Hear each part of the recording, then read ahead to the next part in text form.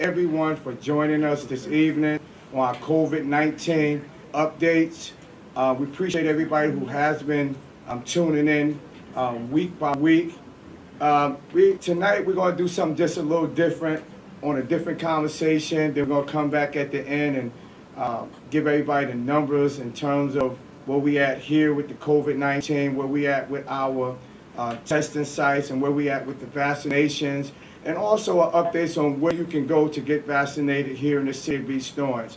So tonight, after coming off really for the last couple of months, we have all been engaged in what has been going on all over our country. But here in the city of East Orange, we want to have a conversation with folks around the Derek Chavis case and the verdict. So tonight, our topic tonight is Peace But Not Patience, a conversation in the aftermath of the Derek Chavis verdict. So with that, we have a great panel tonight that's with us so we can have this discussion. We're so in reference to having a discussion around this. We have our very own Lieutenant Governor Sheila Oliver. We also have our East Orange Police Department Chief Phyllis Bendy. We have with us tonight Reverend Dana P. Owens. We also have Lance McGruff that's with us. Also we have Katera Barnes for Cicely Tyson student. We had Nezzy E. from Cicely Tyson, who is also a student, and also have O'Kendell Vincent from Cicely Tyson. So tonight, we are ready to have the discussion with not only our state leaders, our local enforcement, but also our spiritual leader in our community, and also local business, and also a young man who grew up in this city and could tell his testimony about some things he witnessed, and along with our young people who we constantly say that they have a voice in what we do each and every day in the city of East Orange. So with that, I'm going to get started with our conversation. I'm going to start with our Lieutenant Governor, Sheila Oliver. Lieutenant Governor, how you been doing? I've been doing wonderful. It's so good to have you here. So Lieutenant Governor, we're going to get right into the conversation. Look, on Tuesday, April the 20th, many of us watched the decision in the trial of the Minneapolis police officer Derek Chauvin, who killed George Floyd by placing his knee to his neck for nearly 9 minutes. When you heard the official guilty verdict, what went through your mind? My first response, and I'm sure that Pastor Owens can relate to this, I really responded by saying, hallelujah, thank you, Jesus. That is how I responded. And it was a very emotional night, I think, for many of us, particularly people in the African-American community. But I thought that, okay, we're finally breaking through. I think that all of the activism that happened during the summer of 2021 from one part of this country to the other, but you need to know the George Floyd killing stimulated activism all over the world.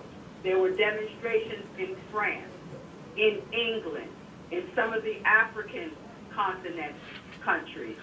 People gathered together, united. And I think the thing that is very important for everyone to remember in terms of the verdict that we received, it took an African-American state attorney general who was able to put together a dream team of prosecutors, a diverse, ethnically diverse, gender diverse team. That team worked day and night to make certain they put a case together that would exonerate George Floyd and bring some comfort to his family. I felt happy that night, but I didn't get too happy, Mayor, because if we really want to examine the issue of police violence that is perpetuated against people of color in this country, it doesn't stop with one guilty verdict of one police officer. I think that it was a wake-up call, and I think that people all around the country are now going to demand of their local elected officials, their state elected representatives, and their national representatives to finally address this issue of justice in America. So I was pleased with the decision, but I did not go to bed and wake up that morning feeling that it was a new day in America. We still have a lot of work to do in terms of giving justice to people and changing policing in this country, because we need a culture change in law enforcement. And I agree with that 100%, Lieutenant Governor. Look, even as we were receiving the guilty verdict for the George Floyd case, another police shooting took place that very same day. As a community, how can we continue to demonstrate our support for both our officers and the Black Lives Matter movement? How can we do both? I think it is possible to do both. You know, when everyone across the country is part of BML, they began to advocate for defunding the police. I don't support that point of view, but I understand what defunding the police means. It means that it's time for communities and states to step up and invest money in those things that are going to lead to the social and economic uplifting of disadvantaged communities. That is what I think the objective is. We need law enforcement in our communities. I don't know about you, but when someone's in my neighborhood setting off firecrackers all times of night, who's the first person I turn to? I dial the police department.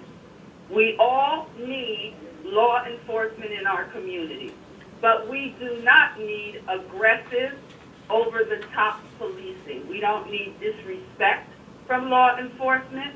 We as citizens in the community, we pay the salaries of law enforcement. Law enforcement has to be trained, for instance, in what I call cultural competency.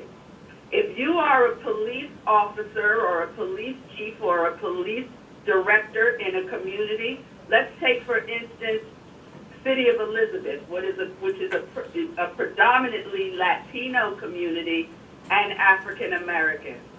I want to see in the upper hierarchical ranks of those departments people that reflect the ethnicity and the culture of the people in the community, because then they have a frame of reference. You know, I can talk about my own culture as an African American. I understand my culture. I understand my people.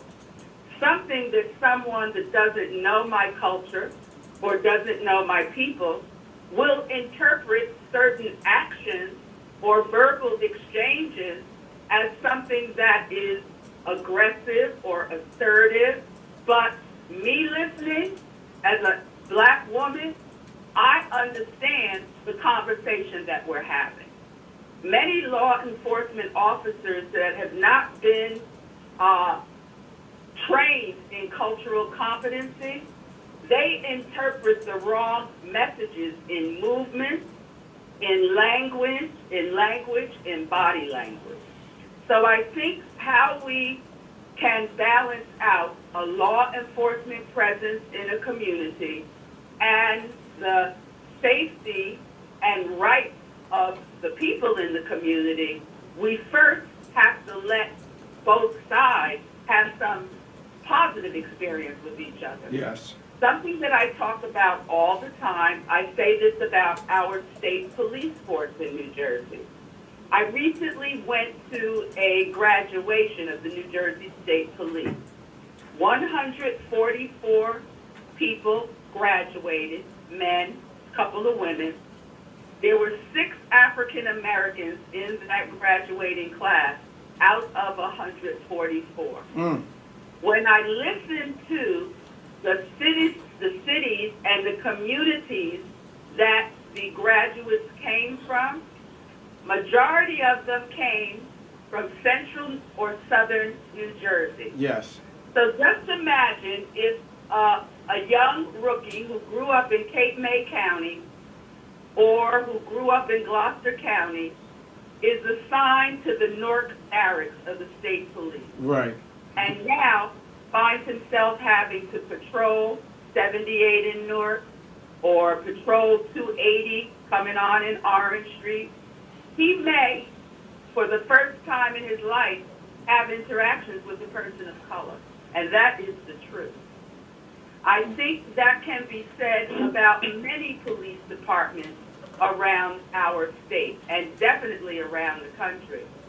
So it begins with us demanding that opportunity be given to people of color, to people who come from all kinds of backgrounds, to enter these departments. But here's what's more important: having the opportunity to rise up through the ranks. And I've gotten a great experience serving as lieutenant governor, coming to understand the complexity of these things. I've come to learn, and I know Chief Bindi is on the line. I am East Orange, so I know our department may be a little different because of who we are as Chocolate City. But I know there is a great deal of politicism within law enforcement agencies in terms of who gets the opportunity to be a sergeant, who gets the opportunity to be a lieutenant and a captain, and who eventually gets the opportunity to be a police chief. We can go all around the country, and we will see in some of the major cities around the country, you're beginning to see black leadership, Latino leadership. When I look in Arizona and California and Texas, you're beginning to see Latino leadership in law enforcement. Yes. I think we have to do that, Mayor, and then we have to create opportunities, positive opportunities for young people. Some cities that I have visited in our state, they have a program called Cops and Coffee. And one or two nights during the course of the month, residents of a community can meet up at a Starbucks or another coffee cafe and have positive interchange and conversation. I think when we get to know one another on a human level, I think then the interactions get to be different. But I also think it all begins with leadership at the top. Yes. And if it's not demanded at the top, then we're going to get the kind of thing we saw. Chauvin had prior experiences in his personnel jacket about over-aggressive policing. We can point to a lot of the other tragedies that have happened with over-aggressive policing, and those officers have a record. Law enforcement, I don't negate your blue line and the solidarity, but you have to stop defending and covering up for bad actors in your department.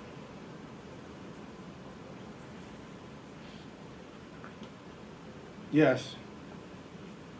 And thank you, Lieutenant Governor, for that. And listen, I just want to kind of revisit when you talked about the cops and coffee. I want to commend Chief Felix Bindi. Before this COVID kicked in, they was out there at Dunkin' Donuts and 7-Eleven, and one of our initiatives this year is to make sure, and we're working together on this, making sure our police officers get to know our community, get to know the people in the community, walk into those stores and speak to the people in the stores. When you see those young kids coming down the street, say hello to them, even though you got to do your job. Walk in those parks and let those kids see you once in a while interacting or shoot the basketball, so they know that you are, you're an adult, but also you're human just like them. Because when you get to know the community like we did when it was coming up, we probably knew every cop on the police force. And we respected them enough when persons like Benson and Hightower and Mr. King came around, gave you one warning: Ted, I'm coming back around the corner, and when I come back, y'all better be off this corner. Because we knew if we wasn't off that corner, he going to tell either our mother or father, and they giving them permission to sometimes, jack you up, but in a good way. But that was the respect that we had for our police officers. What I want to do, Lieutenant Governor, I'm going to jump right over to Reverend Owens. And Reverend Owens, let's talk about a pathway to move forward. Reverend Owens, a lot of people are hurting and can't seem to push past the division that has occurred as a result of these police shootings. Give us your intake on that. Thank you for having me, Mayor. I truly appreciate it. This is the issues that we're looking at are multi-layered and they're complicated. And the first thing that that comes to mind is that we all have to take a step back and just pause. There is so much rhetoric that is being pushed across the airwaves, social media platforms, that we're inundated with images, with opinions, and it just fans the flames. And so if we could just take a step back and gather our senses, that's the first thing. And the second thing that I believe that we should strive for is using grace as a weapon, is understanding one another and forgiving one another. And that's a tough road. Yes, it is. At our church, we're practicing. We're getting into this discussion of grace, because in some regard, in order for us as a Christian faith to make inroads in this world, we have to exercise grace. We have to practice it. Practice it within our homes, within our own community, but then also practice it against those who have oppressed us for years. That's one of the things that Dr. King challenged not just African Americans, but the country, is to push love and grace. And I think those are two words that aren't in the vocabulary anymore. I mean, we want our side, we want our agendas passed, and I just don't think it's that easy. And so I believe that there has to be some discussion, some heartfelt discussion moving towards change and progress by people of color and those in power, especially the police forces. I believe, as Lieutenant Governor said, that we have to even add some of our politicians in areas that don't have a large minority, African American and Latino based representation, but they have to be a part of that discussion. And if we can just get back to communicating, get back to dialoguing. I never thought I'd say this, but I feel like I've gotten old enough where I remember the days where there was dialogue, there was the meeting of the minds and consensus for the good of the people. But now it's red and blue, now it's liberal, conservative, now it's pro this, anti that, and we're not hearing one another. And even in our religions, between Christianity, Judaism, Islam, Buddhism, we're not hearing one another, and we're all part of the human race. And so I believe if we can just take a moment, gather our senses, take a deep collective breath, and then begin to acknowledge issues, acknowledge transgressions, and begin to work for viable solutions, I believe that we will be able to make progress in the years to come. And Reverend Owens, I thank you for that. You know, that trying to find solutions in a way, how do we get back to loving each other, caring about each other, communicating with each other. And listen, you know, we talked about all of that during this COVID, where the world shut down. And somehow we became very close. We became very helpful to each other. We became a community. And I continue to ask the people, even though we're talking about what just happened with George Floyd, why can't we continue that effort we made in this 1 year, how we came together? Why can't we keep that? But I want to go, and I'm glad you brought that up, and that's another segment or another show that we could talk about how do we come together to love one another and people around us who oversee our community buy into that, you know, and that's something we need to talk about. But I do want to ask you, what do you think about our nation needs to do to begin to heal from the police brutality, cases that have claimed the lives of countless innocent and unarmed black people? What do you think that we should do to heal? I think the first thing that has to take place, there has to be an acknowledgement of the disparities in African American communities. Like with, you know, as the verdict on Chauvin was, as we were getting close to the verdict, initially it wasn't even on my radar because a part of me just assumed that the jurors saw what I saw, and he was guilty. And as it was leading up to the closing argument, I began to reflect back upon in the till, even with Rodney King, I believe that was early 90s, and even with the video of Rodney King, it was assumed, and I think I was a college student at the time, that he was guilty, but there was a jury that found those officers not guilty. So as we got close to this day, I realized, like, wow, like, we're living in two different worlds. And so once the verdict was given that he was guilty, I breathed a sigh of relief. But then I said, we've got to acknowledge what's being done in our community to people of color by police officers. Not all. And I don't want to use a broad stroke to label all of them that way. But Lieutenant Governor Sheila Oliver says that we have to understand community. Police officers, if you're policing a certain community, you have to know the culture. And so there has to be at least an acknowledgement that there are officers who don't understand the culture and some who don't want to understand. I believe they want to put in their hours, they want to enforce the law through their eyes, and they want to get home safe. I think that's what all officers want. But in the meantime, you have people in our community who are oppressed, we're being profiled, and lives are being taken.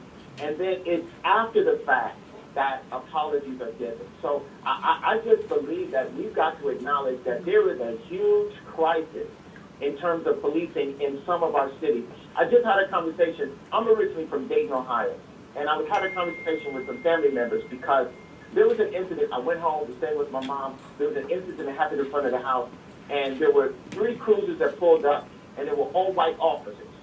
And I said, I'm spoiled because living in East Orange, I see my people in police cruisers. And so I'm used to that. And I said to my mother, where are the African-American or Latino officers? She said, well, we don't have any. And at that moment, as people began to gather around the incident, I could already tell something was brewing, and they really didn't know how to handle it.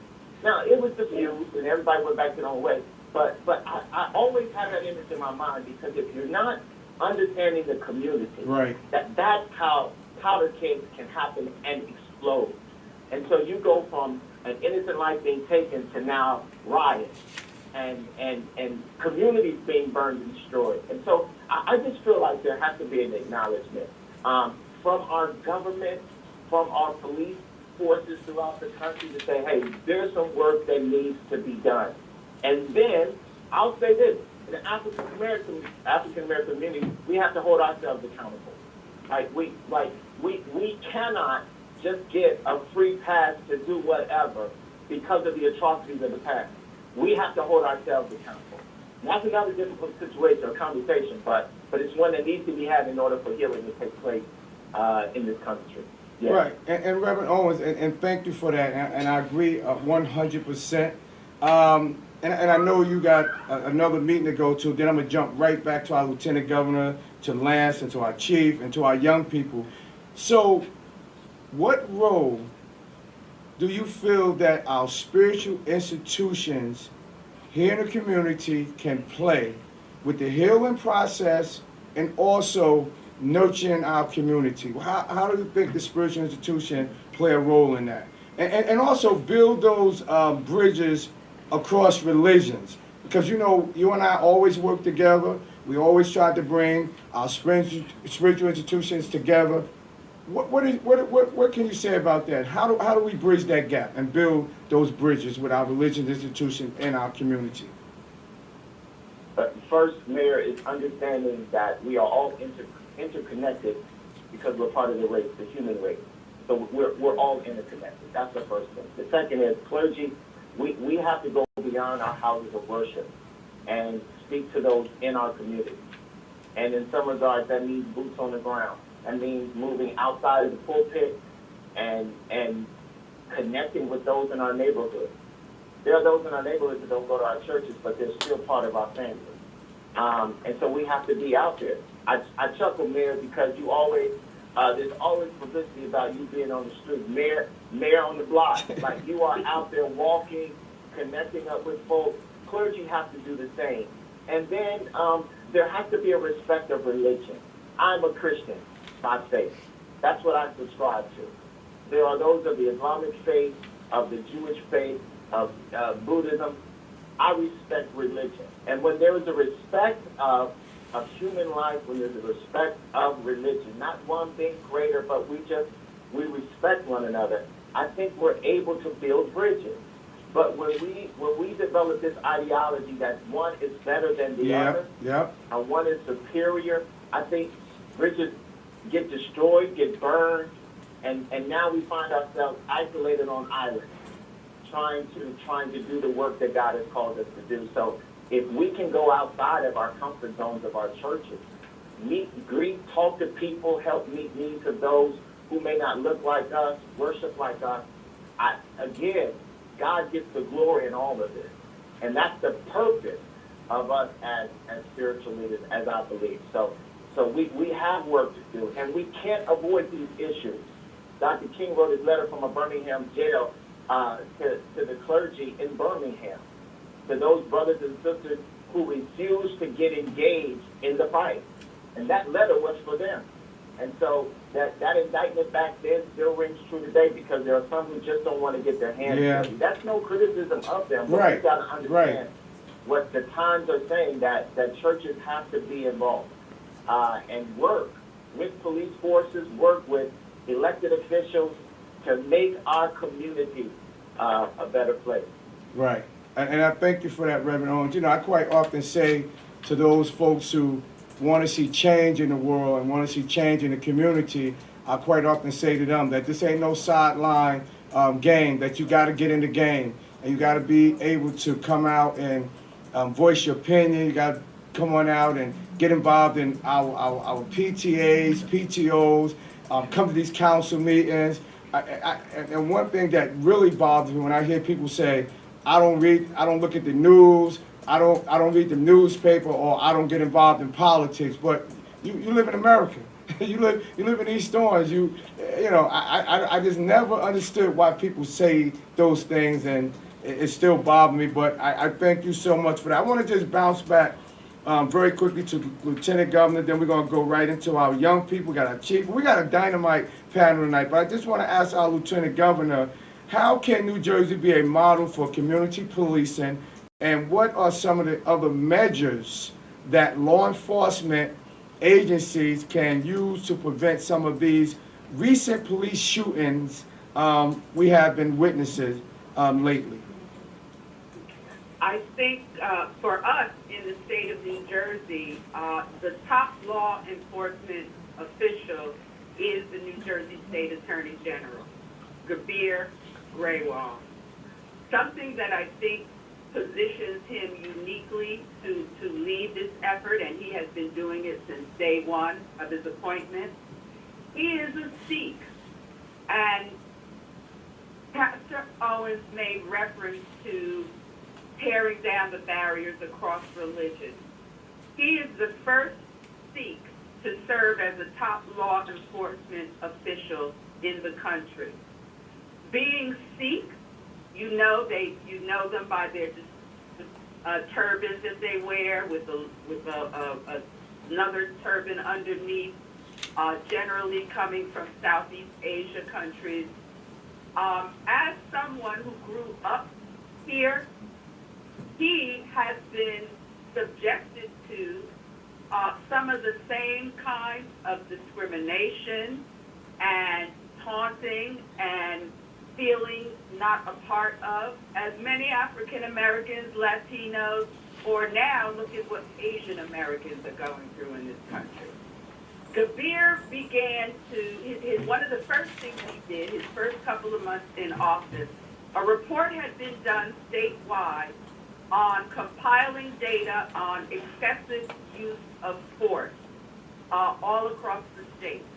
And you know that as Commissioner of the Department of Community Affairs, I'm very involved in the city of Atlantic City because the state has control and authority over Atlantic City by law through some legislation that was passed during the last days of Governor Christie.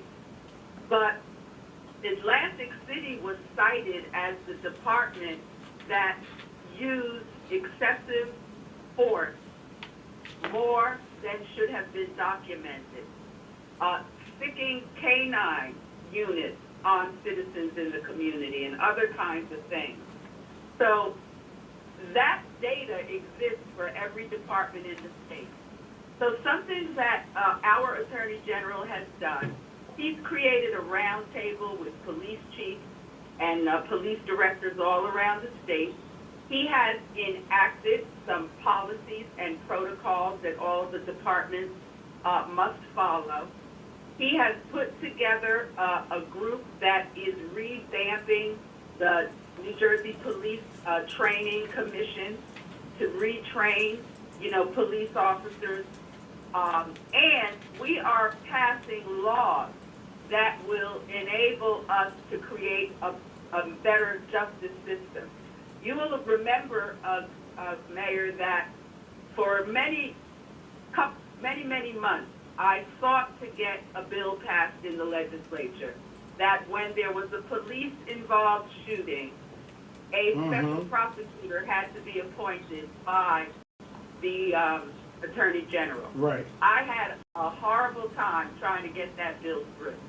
But when Governor Murphy became governor, he said that if it got to his desk, he would sign it. Our Assemblywoman, Brittany Timberlake, filed that bill, and we were able to get it passed. Yes. So now I think one of the first steps that we have to do to get us to a better place is we need to consider using special prosecutors who don't come from the county in which that incident occurred, because people will feel you're getting a more objective examination of the case.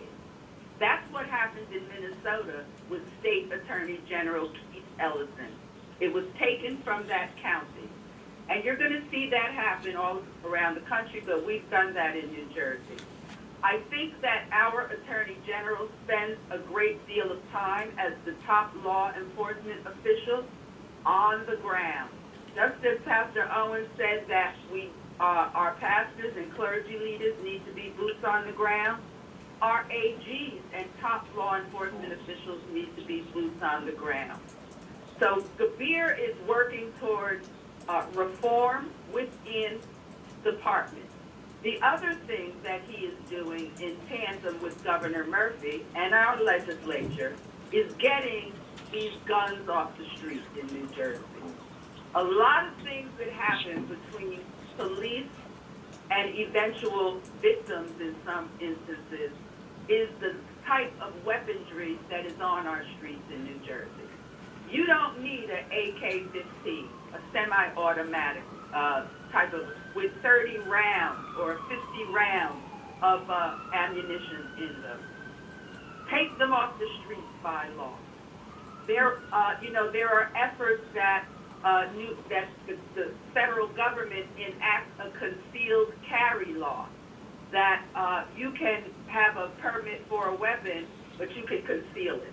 We don't need that, and I think everyone needs to be educated on these efforts, and they need to block those efforts. But in New Jersey, I think that we are going down a good road in making certain that New Jersey creates a healthier criminal justice system. You know, we have revamped bail reform. Yes. We've created a lot of reentry programs and funded them from a state level. But I think at the end of the day, I think, as Reverend Owens has said, let's get serious about minimizing the wealth gap that exists in our state, the educational disparity, the economic disparity. One of the issues that I'm hot to trot for as the commissioner of DCA is creating more home ownership opportunities for people in disadvantaged communities. You will get people to buy into a different value system if you open up the doors of opportunity. Yes. And that has been denied to us in our communities. But at the end of the day, it is about education. And education can't start in the 9th grade or the 10th grade or the 11th grade. That is why Governor Murphy has invested extremely extraordinary amounts of money in early childhood education. Because 0 to 7 are the formative years of a child. And there's not much you can do with a young person who has not had guidance, who has not had a value system inculcated within themselves. It's really, really hard to turn her or him around when they're 14 and 15 years old. But it's about opportunity. I believe it's about exposure and opportunity that can change people's hearts and minds. And I agree wholeheartedly that we have to expose people to different places. You know, New Jersey is a real tiny state, but I say New Brunswick and the Raritan River is the dividing line.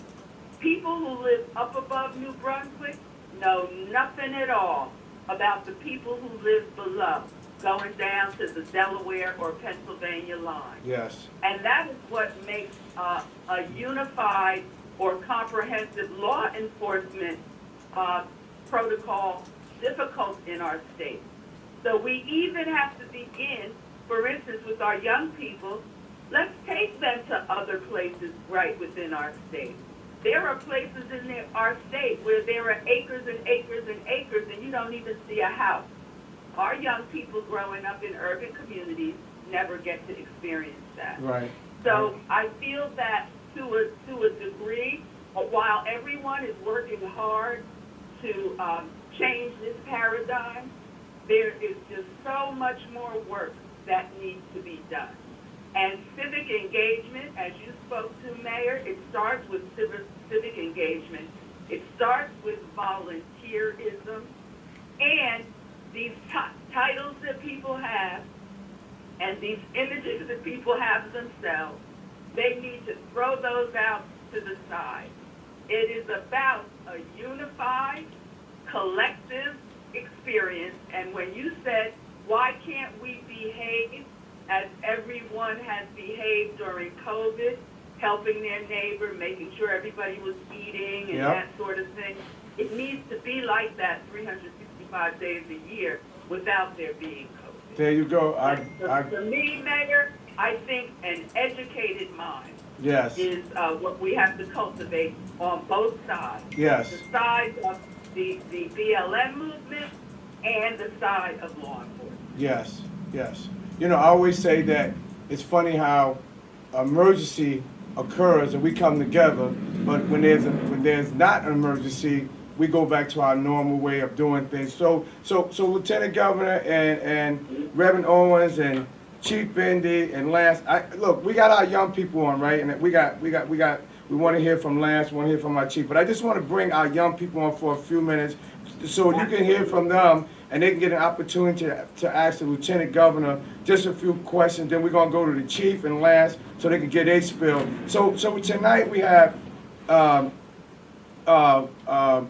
young people on who I've always been expressing that they have a voice. So we're gonna give them an opportunity to say a few words and talk about some of the concerns. And either one of them, or Kendall, Nezzy, and we have also Katira. I'm sorry, Katira. That's on with us also. Nezzy and Kendall. I'm going to throw out a question. Y'all can either ask our Lieutenant Governor a question or Reverend Owens, or you can ask Lance or Chief Bindi, but I want y'all to share a few words. So here's a question for our young people, right? That I think that they have a big saying about. What are some of your main concerns surrounding the police? So either one of y'all, all three of y'all can answer that question. What are y'all concerns around surrounding the police department? Not here, police period. What is your thought on that? And Okendo, if you want to answer that, you can go first. Then Nezzy, and then so on. I'll go first. Katira could go first. It don't matter. Yeah, I'll go first. One of my main concerns surrounding the police are that police officers are not calling out their own coworkers. It shows that some of the individuals in the police department doesn't know what's wrong is wrong and what's right is right. They pretend that they're not seeing anything wrong when it comes to targeting one's race. Someone turn a blind eye, others would just laugh and walk away. But don't get me wrong, not all are bad, but when you become a police officer, your objective is to protect and embrace your community. In order for that main issue to turn out to be a non-issue, officers need to change within themselves to pick out your bad apples, because one bad apple ruins the bunch. But yet again, I said, I'm not saying all officers are bad, but some of them in the department have to change that mentality that they think they're on top and no one can touch them. Wow, thank you. Nezzy, let's hear from Nezzy on her thought about that. I feel like when you talk about America, when you talk about our nation as a whole, and you list grievances, like after grievances that this country has continuously committed against us, I feel like you can't not mention racism. When you list the list of grievances, you can't not mention racism. And I say that to say, off the sense of the simple fact that for 400 years, the Black and brown community has been facing. We went from slavery. We graduated from slavery to racism, and we've been still living in racism for what feels like almost 50 years now. It was literally 50, 51 years ago that Martin Luther King had the Million Man March, and now we're in 2021. We're still protesting. We're still rioting. We're still doing the same thing they were doing because now they're tired. They were tired just like we're tired. Like, I feel like the Derek Chauvin case, for the first time we watched America do what we call understand the assignment. We watched them understand the assignment. We watched the jury do what they were called to do. And that, I felt like when we got the results, it felt like election day all over again. We felt the weight get lifted off of our shoulders. But do we really stop there? Like, okay, yeah, we got the justice. Okay, cool. But now we got the justice against Floyd. So how about Dante Wright and Messiah Bryan? Dante Wright was in the active stop, and the officer that killed him, the officer that took his life, her excuse was, I didn't know it was my gun. I thought it was my taser. How are you a 26-year veteran? And I feel like when we listen to these cases and when we hear this over and over, and we hear the same repeated pattern, and we listen to a new excuse over and over and over and over and over, it gets crazier about the case. Because how are you a veteran for 26 years? You defended our country. You was in the military. You defended our country. You know what a gun looks like. You've been trained in these aspects, in these areas. How are you going to sit in front of a day that you thought it was your taser instead of a gun? The last time I checked, a taser was yellow and black. And I'm pretty sure a gun is way heavier than a taser. So that's absolutely not an excuse. And then on top of that, it's like, oh, it was an accident. It wasn't an accident. There's no way they're going to tell me that you meant to sit there and not kill that boy. No, we had the gun with him. For the Messiah Bryan incident, he had a knife. That girl was being jumped. That girl was being bullied at school, and the bullies came to her house to haunt her. She had the knife to defend herself, and she called the police to come to her home, not to de-escalate the situation, but to shoot her 4 times in her chest.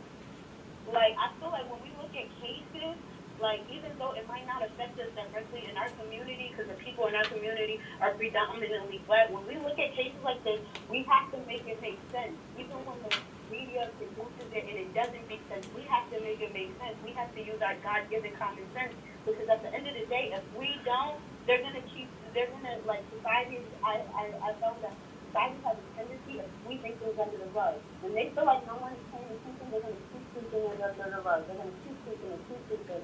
We have to draw boundaries. We have to draw lines. No disrespect. I'm not saying that blue lives don't matter, but you can't counteract or counter to blue lives matter with Black lives matter. And just coincidentally, the officer who stopped the fire said blue lives matter after he stopped him.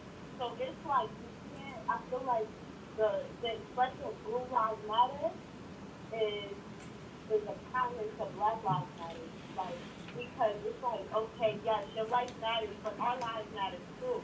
I feel like the black and brown community, we're becoming more extinct than any other race that ever.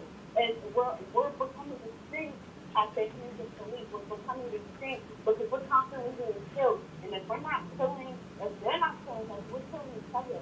So it's like, where are we gonna have a balance? Where do we draw the line and say enough is enough? Right. Hey, so, right. And Nezzy, listen, I agree with you 100%, and that's why as a man, I constantly and always say that our young people have that voice in this community, because y'all guys are the future. No, and this brings me right into a segue with a young man who grew up in this city, right? Grew up right down in Little City with me. I can say he's my friend Lance, because you know when we worked together. But he grew up here, and so Lance, I'm gonna go right into a conversation even before I allow you to even talk about your business, right? And Chief, this is good because I want you to kind of close out with some initiatives and some things that we are doing on our police department and some of the things that you have initiative. So don't think that I'm leaving you out, but this is going to be good because you can kind of chime in on some of the things. But I'm going to ask Lance this, right? As someone who has a variety of interactions with the law enforcement and the justice system, both positive, negative, what would you say is the weakest link in urban communities related to community policing, and what would be one or two solutions that you can recommend? Because you've been here, you've been in this community, right? And you grew up here, and you watch how things evolved, and some of the things that we got into, and some of the incidents that happened where it's either unjust or just. Talk about that, man, and just tell people a little background about yourself first, and then give them your spill on that, man. Well, first, I want to thank y'all for having me. It's definitely an honor to be here with the mayor, lieutenant governor, and everyone. So really, thank you for that this platform. One, I have been on both sides. I have been on both sides, the illegal side and the legal side. And it's funny, I used to run from the cops, but now a lot of cops seek me out to come speak to different people. I would be in courtrooms defending myself, and now, I had the privilege of being a guest speaker in drug court, and I'm welcomed in a lot of courthouses, so I get to see both sides now. And so I talk to a lot of youth. One thing that I found, even from personal experience, I think one of the biggest things between community and police, and the lieutenant governor touched on it, we have to get rid of the blue line of silence. Because when you're talking about building a relationship between community and police, any relationship comes down to trust. And throughout our history, the trust has been broken down. And I believe that to whom much is given, much is expected. And I always use myself. When I went to prison, I broke the trust of a lot of people that believed in me. So when I came home, the onus was on me to try to rebuild those relationships with my family, with my children, with people that I let down. And so even though it's maybe not all officers, policing as a whole have had a combative relationship with the black and brown community, and that's just a fact. So it's hard to have a relationship, successful relationship with the community, if the community believe that if push comes to shove, that you're going to back a bad officer at my expense. So just to give you an idea, if I could take you to prison just for a second, even in prison, when you have people that commit murder, arrested for drug dealing, stealing, and we all understand that that's part of the game.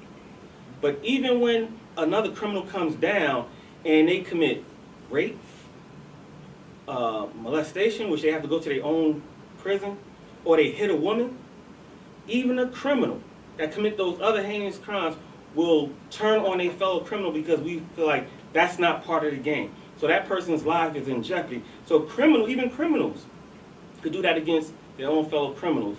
And I believe that police officers, the good police officers, cannot stand by and allow a bad officer put handcuffs on someone and then beat them while they're handcuffed, or arrange a police report in a way that kind of vindicates the officer and asks the so-called good officer to defend that. So just like a criminal has to have a boundary, a police officer has to say, this isn't part of the game. Whatever a person get arrested for, arrest that person for that. You know, and so once I think the community starts to see that, then that's the first step. People in the community, especially in East Orange, you know, in particular, they don't want crime. I don't want crime. I want to be peaceful at this point in my life. You know, and I think police officers, by and large, want that. So you have to have, you know, you may not agree on everything, you have to have a common ground that you could build on. Yes, sir. The common ground has to be justice. And so if, in lowering crime, so which East Orange, I think, does a pretty good job at that, but if the citizens are trying to lower crime and the police officers are determined to lower crime, even if it means turning on that fellow officer, which happened in the case of Derek Chauvin, we wouldn't have got that conviction had that not happened. If that begins to happen, I think then you can start to repair the relationship between police and community. And so another thing far as me is like, I know some people are big on living in the city, that's good, but me, I'm not really big on necessarily living in the city, and my thing is be in the city. I don't want you to just come to work in the city, do the work in the city. Put in the work in the city, because and all of us here, and I'd be remiss if I didn't mention one of my good friends, Mike Davis, who just passed. We have a perfect example of someone who was actually involved in the city, building relationships between youth. If everyone took on that example, East Orange would be even better than in the direction that it's going right now. So I think that's the first thing we have to do in order to start to build trust in the community. Right. And thank you for that, Lance. But I'm going to come back to you because, you know, we talked a lot about social justice, right? We kind of alluded to some of this in what you just said in your remarks. In your mind, what exactly is social justice, and what do you think it looks like on a national level? On a national level.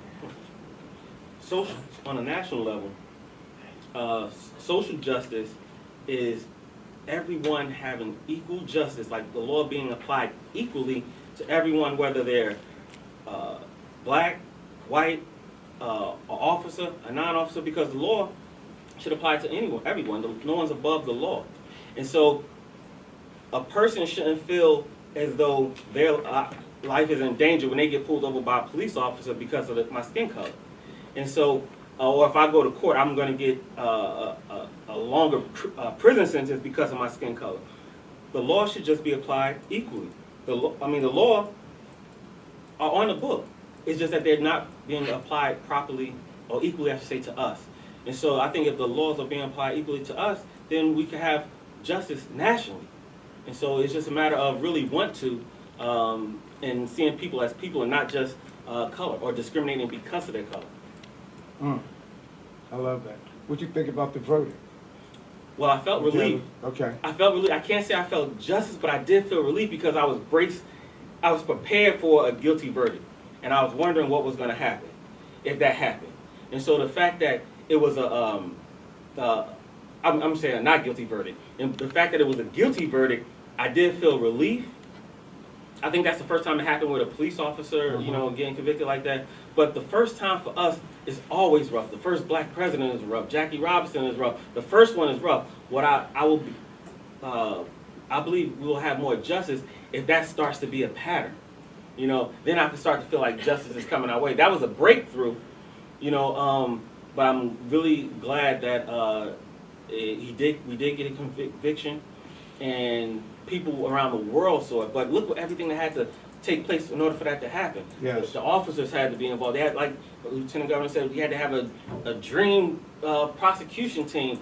You know, and I think what happened in this case is the fact that he kneeled on his neck and people got to see that, opposed to just a shooting, and they actually got to watch him die for 9 minutes, I think that kind of sparked the moral conscience of everybody around the world. And I think the callousness on his face, I think, had an effect on everyone. Yes. But what happens when the cases aren't like that? So we got to see what happens with the next case. I know every case is different, but we got to see what happens with the next case. And if we continue to get justice, then yeah, I'll begin to breathe a whole lot easier. Right. Well, that's powerful. What I want to do is Okendu. What does social justice look like for you? For you moving forward. What do social justice and Nezzy? So I want Okendu to answer it first, and then Nezzy, you come back and answer within 2 minutes, Nez. Okendale, Mr. Okendale, I'm sorry, Okendale. Social justice look like for me moving forward is to continue fighting for our rights that our community should have had since day one, and for my kids, my grandkids, even their grandkids, to have a better and equal life than us. Okay, all right. Great, well, okay, let me come back at you, Okendale. Did I get it right, Okendale? All right. Yes, sir. What solutions can you recommend to improve community relations between the police and our young people in our community? What is your recommendations? A solution I recommend that improve the relationship between police and the young generation is to persuade more police officers to live in East Orange. Not all, but some. I feel as though in order for officers to understand our struggles and make pain, they need to feel what we go through every day in our lives. You saying hello and how are you, that doesn't cut it. It will not help the situation that our community is getting persuaded that the police department doesn't want to protect us. That's deep. Nezzy, what is your reaction to that question? Social justice, what social justice will look like for me is seeing racial barriers being broken. So, and I see it happening. I see as we're moving towards it. But seeing racial barriers being broken, like seeing more justice served in cases like this, and things like that. And I feel like as far as the young people and the police officers, there has to be a level of trust, because right now it's like we don't trust police officers. I can testify to that, because as soon as I see a police officer and I'm in the car driving, or I'm with my cousin driving, I either start ducking or my hands are on the dashboard. So there has to be a level of trust, and there has to be a level of trust, only to the simple fact that if they don't trust you, they're not going to want to work with you, they're not going to want to collaborate with you, they're not going to feel any type of peace if they don't trust you. So I feel like there has to be a level of trust, there has to be some type of bond between the community and police officers. Great. So listen, let me ask you or Okendale, Nezzy, if y'all had an opportunity before we go to our chief, right, to ask our lieutenant governor a question, or if you have a comment, she's on now. What would be your question to the lieutenant governor, who represents the state of New Jersey and works along with our governor, Phil Murphy, who is the first African American lieutenant governor of the state of New Jersey? What question would you ask her as a young person that would help and aid in social justice or some laws that can be in place? What would y'all ask her? I would start it off by saying, one, good evening, Lieutenant Governor, and my comment and my question is, okay, yes, we understand we are a northern state in the United States, and we do have strict gun laws. We have very strict gun laws, actually. But what we need a legislation, I honestly feel like we need a legislation that not only applies to the civilians that are registered to have the gun and that have the gun, but they also need to apply to the police officers. And I say that because last year we were protesting because of Maurice Gordon was killed on the Garden State Parkway, and the police officer shot him. So we were fighting for justice for him also last year. So I feel like there are, like, even though we have strict gun laws, we need stricter gun laws that not only apply to civilians, but apply to police officers too. Because, like, I feel like some police officers feel like because they have the badge and the gun, they can hide behind that. So if civilians can't do certain things with their registered weapons, which is their Third Amendment right, why does police officers get to do whatever they want with their badge and their gun and not have the same consequences? I feel like there needs to be a balance. The same consequences that a civilian would get for having a gun registered or not registered, I feel like the police officer needs to have the same consequences for misusing or mismanaging the gun in that order. Right. So I'm going to give Lieutenant Governor an opportunity to answer that question for you, Nezzy. So, Lieutenant Governor. Yes, Nezzy, you're absolutely right. And police do not have free rein in terms of the use of their weapons. And that's part of the debate that's going on right now. And I'm sure Chief Bendy can describe to you and others that in the training of a police officer, they are trained in when it is appropriate for them to draw a weapon. That is being violated all across the country. And that is why from the federal level with our president, and tonight you should listen to President Biden because he's going to talk about this issue in the country and what he is prepared to try to do as president. But we cannot have a double standard, as you said. And part of the problem with the double standard, so let's say a police officer uses his or her weapon, and according to their training and policy within their department, they weren't supposed to do that. You then have to have hearings and hold police accountable for that. But what often happens, because it's a brotherhood and a sisterhood within the ranks of law enforcement, judgment will not be passed on that officer that did that, and folks will look the other way. Yes. That has to stop. That is what I meant when I said, we know the blue line is there and the brotherhood is there. And let me just say this to everyone. I agree with a lot of what I've heard, but, my heart and my humanity also can be placed with any public safety person who walks out the house in the morning to go to work, kiss his or her children goodbye, their spouse. They don't know what the day has in store for them and whether or not they'll make it back home.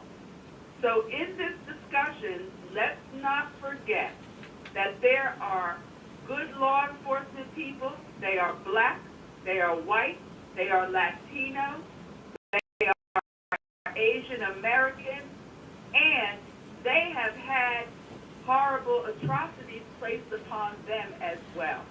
So I'm glad we've all agreed it's not about the good police and the good leadership in police departments. It's about those that are operating outside of the law and outside of their training. So I do not believe every officer that has a gun is going to necessarily pull that gun out when confronted with something. And that's why you hear all this discussion about teaching folks de-escalation. A couple of weeks ago, a man was going to commit suicide in Newark. He was going to jump off of a bridge. 2 officers responded to the scene, but because of their training, they were able to talk this man down from ending his own life. We also need more mental health professionals that are attached to law enforcement organizations, because a lot of times you don't need a cop responding to the scene. You need a social worker or a psychologist responding to a scene. in incidents of domestic violence, which often ends on a bad note for somebody. A social worker being sent to the scene might be able to de-escalate that situation. I'll end with this, Mayor. Just as Pastor Owen said, this is a complex issue. It's got a lot of nooks and crannies in it, but it's time for us, not just in New Jersey, not just in East Orange, but all across this country. We got to roll up our sleeves, and the folks that make laws and enact laws and have to, fulfill the law, we got to get this thing right. But I do believe, as the mayor said, it is up to you, Nezzy and Okendo, and all of the other young people who have become active in the community. It's up to you to educate yourself on the issues, stay involved and engaged, join these organizations, because you're going to have to be the future leadership to address these problems. We've lost John Lewis. We've lost Martin. We've lost the Fannie Lou Hamers and the Shirley Chisholm. But we need the next generation. Reverend Sharpton's not going to be here forever. Ben Chavis and all the other national leaders aren't going to be here forever. Auntie Maxine Waters isn't going to be here forever. So all I ask of all of you, form your opinions, but I want you to prepare yourself to be able to step into leadership to punt this ball down to the goal line. Wow, that was powerful, Lieutenant Governor. Okendo, again, as I asked Nezzy, if you had a question to ask our Lieutenant Governor, what would be your question? Then we're going to go right to Chief Bindi, because all what we are talking about tonight is on how her initiatives is with our police department. I want everybody to hear from our chief. So what would be a question, Okendo? What is your reaction to the Ma'Khia Bryant situation? You mean in North Carolina? Yes, ma'am. In Elizabeth City? I think the incident that happened to down in Elizabeth City was a violation of the law. First of all, a group of sheriff officers from another county. They weren't even from the county that Elizabeth City is located in. They crossed a jurisdictional line, came to serve some warrants on some suspected activity that they thought was going on.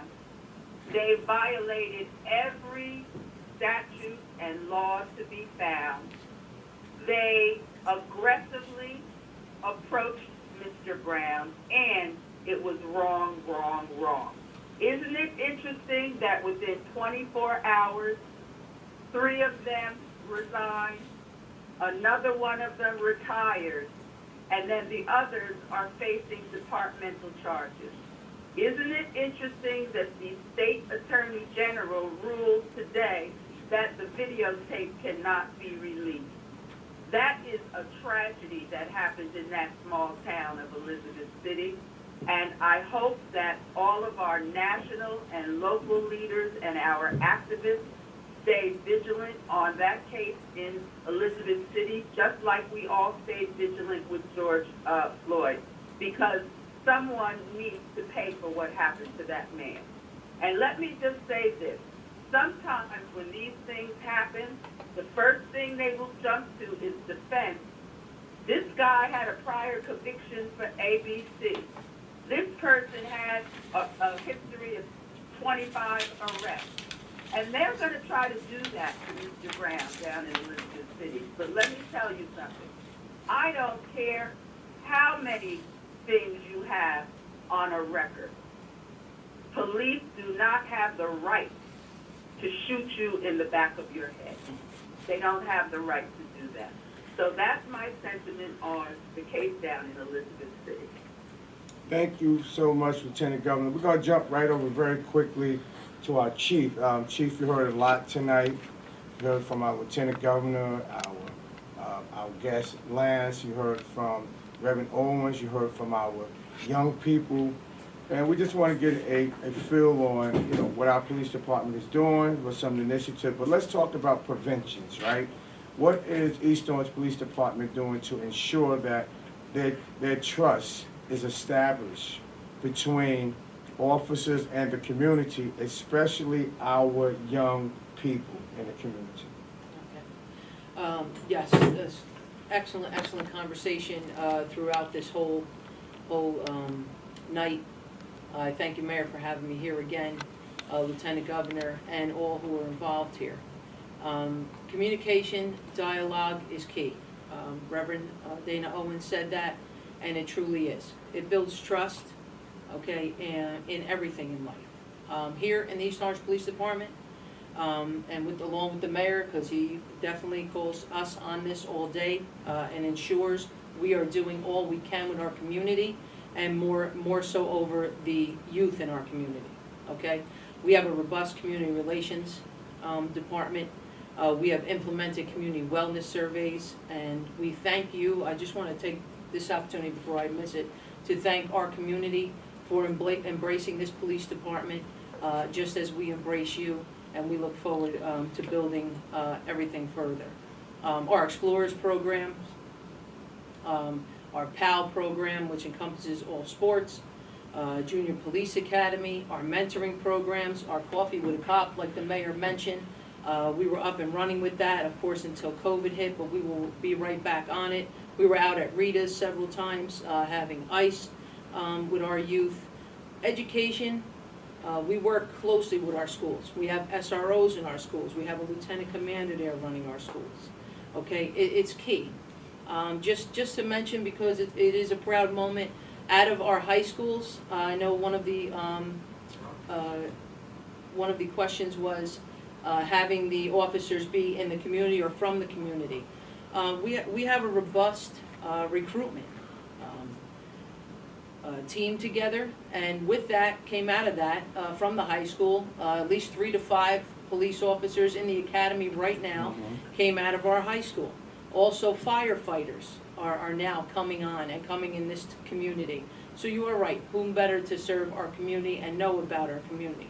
For the others who are not from our community, we encourage and ensure that they are at our community events, whether it be the MAC Fest. Again, this is barring COVID, but as you know, in East Orange, there is a community event every other weekend or 2 or 3 a week. And we encourage and have them at these community events to be involved and learn about our community, learn about the culture, and learn about what's going on. And more importantly, becoming approachable police officers, an approachable police department. Anyone who knows me, and this goes from the top down in this police department, we are approachable. You can approach us. If we are not, please, when you are filling out your community wellness survey, put it in there. That is our report card. That is how we get better. That is how we progress and become a better police department. We've established a new FTO, Guardian Police Servant Leadership. That's a new robust training that we just put our FTOs through. Those are our field training officers. They're out there right now in our community with our new 12 officers, and they will be out there again with our 27 officers that will be coming out of the police academy in October. We are aligning them with our procedures and policies, and then that of the policies of the Attorney General. And to the Lieutenant Governor's point, yes, duty to use deadly force is an absolute last resort. But I will encourage everyone here, especially our youth, go on the website, right? We go on the website and utilize it for everything else. The Attorney General guidelines are on the website, and they are spelled out, and it will give you just a broader view of what you're looking at and what you are speaking to. Okay, so all of the answers are there. The new use of force policy that was rolled out by the Attorney General, as the Lieutenant Governor mentioned, is robust, and it is there for you to utilize, for you to review, and be armed with it. Be armed with all the information on the Attorney General guidelines and everything that's accessible to you. The 2C laws, the laws that we enforce, even if it's Title 39 and parking. You should be definitely informed with that. you know, we have a lot of opportunities with our youth, and we definitely try to expound on it. We believe in a whole community approach. That's how we approach things here at the East Orange Police Department. We have our officers on bicycles, and it's true what the mayor says, they're out there playing basketball, any kind of game, video games. We have video game challenges, and this is how we open up to the youth and our community, and they open up to us. It's a back and forth trust. It's not an absolute just because we wear a badge. Okay, we have to earn and gain everyone's trust. Okay, serve and protect. That is what we are here to do. Serve our community and protect our community. And we are here to do that.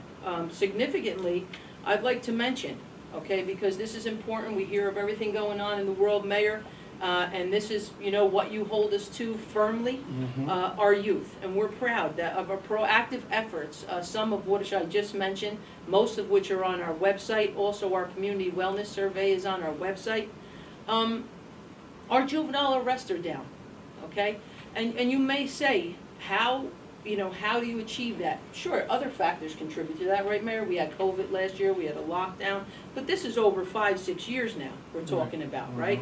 This year we're on track to be over 50% down in juvenile arrests. What that does is officers' discretion. When they approach, we want to be approachable, right? So we don't want every interaction with a police officer to be a bad one, right? To be a bad encounter, to result in arrest. It doesn't have to do that. That's an opportunity for us to capitalize on, to be right there and say, hey, this is a teachable moment, or this can be an educational encounter, right? And we can educate this youth, especially if the encounter doesn't warrant an arrest, or warrant even a curbside warning, or a station house adjustment that we've often used to get where we are now. So again, we're encouraging educated encounters with the police, teachable moments. We encourage that because not every encounter, we do not want to criminalize our youth for every violation and put them in the criminal justice system. That is what our programs are for. That is what we are held accountable for. And that is what we are here to do and ensure that our future is moving upward and going to take the place, as the Lieutenant Governor mentioned, of all our great leaders, of all our great speakers. You are the future. Be the voice, but empower yourself. Get on the website. Get in the Attorney General guidelines. Arm yourself with that information so you know. You may think something is one thing and it's really something else, but it will help you understand. It really will. And that's the community helping us understand as well, and us coming together. I can go on and on, Mayor, you know that, but fair, just, and transparency is what we do here at the police department. We were amongst the first in the state to introduce body-worn cameras and trial them out, and then we rolled them out fully at the top of 2016. We have even, through the mayor, the council, and his administration, we have been able, and grants, and through the prosecutor, I don't want to be remiss, and through the state, we have been able to upgrade those body-worn cameras, okay? So give a better picture and a better view, because they only get better with time. And more often than not, people do come in and they review these, and when they see them, they say, oh, you know, I could have been a little nicer, or see what I'm saying? And what we do with that, we go above and beyond the Attorney General guidelines. My executive command and our commanders of all units, they're tasked with reviewing the body-worn cameras randomly and the in-car videos, and any training that is wrong, or a tactic that is wrong, it is addressed immediately. It is addressed immediately with training, and however it needs to be addressed, and we really hold ourselves to higher standards with that. It helps us stop officers from, too much we were just talking about this evening, from going that far or having a jacket like that. We have a robust professional standards unit. They are on top of our early warning red flags that come up. We stay right up on top of that, right to the point, until the end of the investigation. And we do point out the good things that officers are doing. Good training, good tactics, good interactions with the public. We'll use that. we'll use that body-worn camera, we'll use that footage, the right and wrong, to show officers the right way and the wrong way to do things, to much of what Lance was saying. And to speak to Lance, I know him a very long time, so what he's saying about community and coming together, it's true. As soon as I walked in, both of our eyes lit up, we gave a nice hug, and I appreciate you, and I want to tell you the community appreciates you for what you do and ensuring that the community, the youth, and the police are together on all fronts. Yeah, we're proud of that. You know, change and progress starts with all of us. It starts with dialogue and communication, Yeah. and it is the key.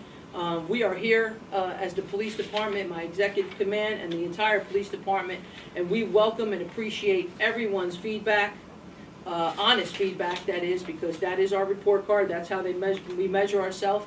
And I share your concerns and passion to bring about change.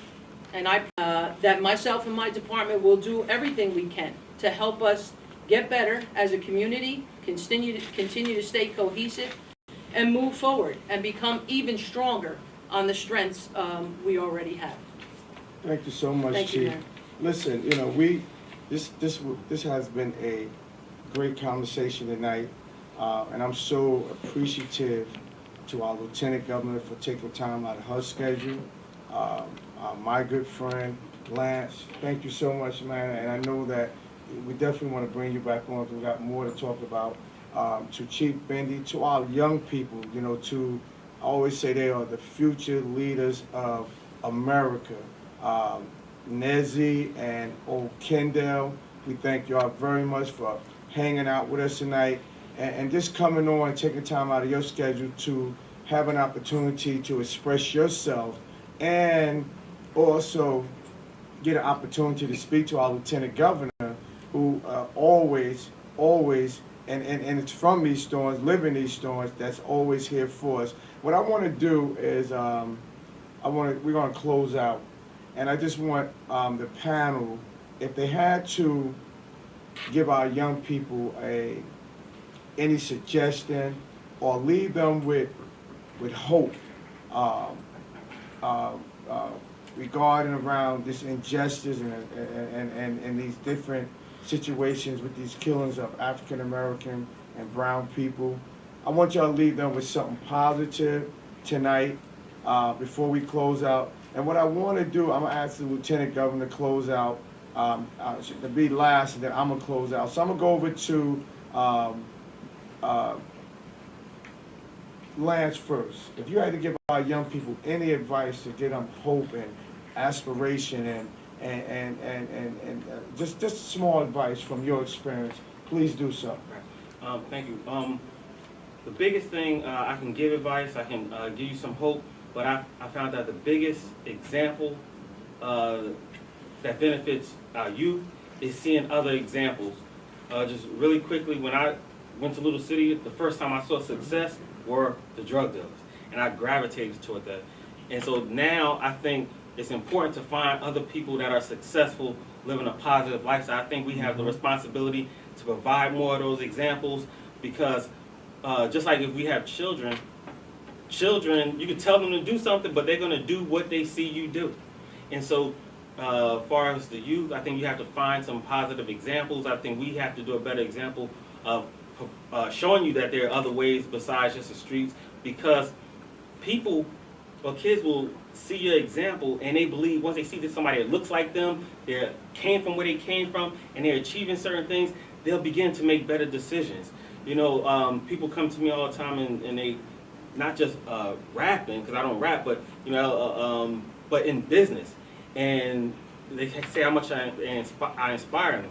I could look at the mayor, man, I know you're the mayor of East Orange, but you from Little City, you from the same pride. That's inspiring to me. And so I think provide more examples, and I put the onus on us, provide more examples to the youth so they can make better decisions opposed to just the streets, something that can combat that. I think that's going to help them more than saying anything, but in the meantime, example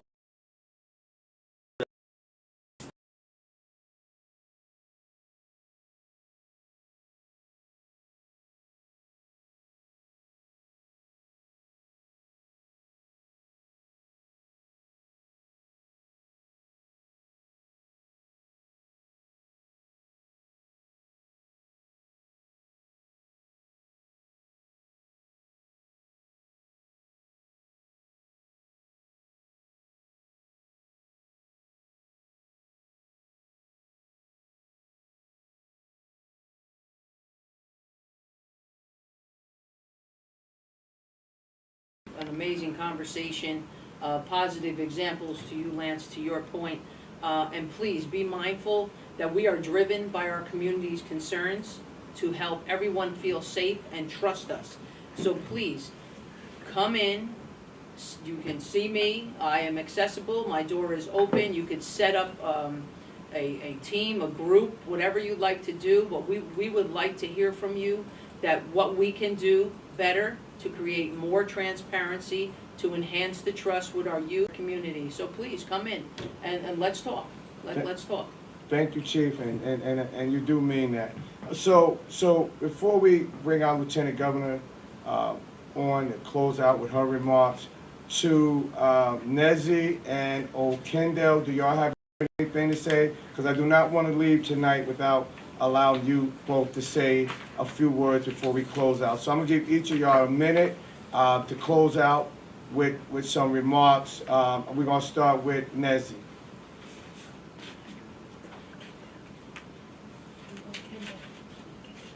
Okendel. Yes, sir. Close out with some remarks or some thoughts, man.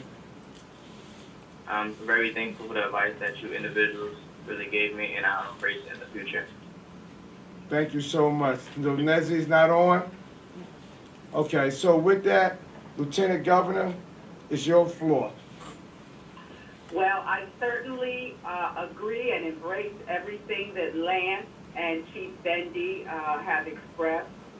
I would only add in terms of giving you hope, inspiration, and motivation. I want you to know, and I mean this in all sincerity, the world is yours and the world can be yours. Don't look at yourself or your circumstances today and think that that cannot be transformed. It absolutely can. But, I've often said, you conceive it, you believe it, and then you achieve it. You have to commit to being a lifelong learner and know that any direction you want to go in, it's yours to go in. But it's yours to go in by committing to hard work, by continuing to network with people, as you young people are doing tonight. Yes. Staying involved and engaged and keeping on top of stuff. And something that I like to encourage young people to do that you don't do enough, read. Read. Educate yourself. Pastor Owen made reference to a book that Dr. Martin Luther King wrote, Letters from a Birmingham Jail. Read that. Read things that have been written by the people who came before us. Read about Joanne Chesimard. Read about Huey Newton. Go watch a film like The Black Messiah and Judah, so you can gain deeper understanding, not just of yourself and your people, but of the world. Because when you begin to think with a healthier outlook and good self-esteem, and I want you to build up your confidence and understand you are welcome and have the right to be any place. Don't ever try to think of yourself as victimized. You are powerful, you are beautiful, you are black and gifted. The world is yours. Get out there and take it. Thank you so much for those words, Lieutenant Governor. Thank you so much for joining us tonight. Listen, these Thorns, we had a dynamite virtual meeting tonight. Our panel, thank them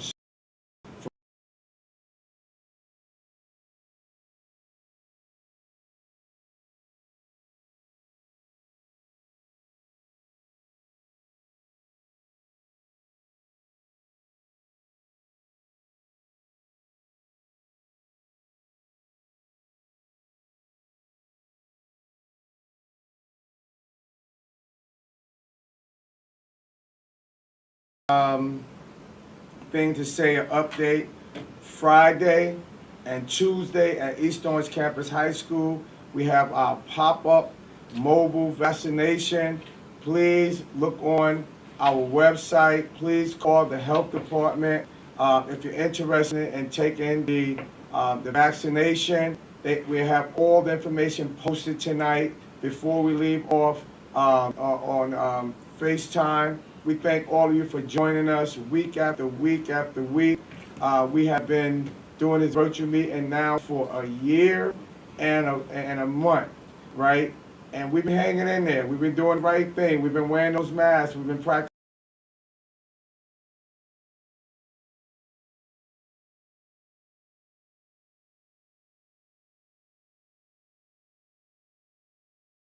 Our governor is starting to open up and allowing us to open up a little more each and every week or every month. And we thank him and CDC, but we still cannot get too comfortable and allow ourselves to be amongst those folks who haven't or are not wearing masks or taking care of themselves. Be careful out there. Listen, with that, we're going to tune off for tonight. We're going to come back next week. And we thank all information on any things that's going on around the city. Please call my office at 973-266. Ask for Justin Brown or Tony Jackson, and they provide any information you need. So with that, East Orange, we're one city, we're one community, we have one goal. That goal is progress. All of you are part of that progress. May God bless you. May God bless your families.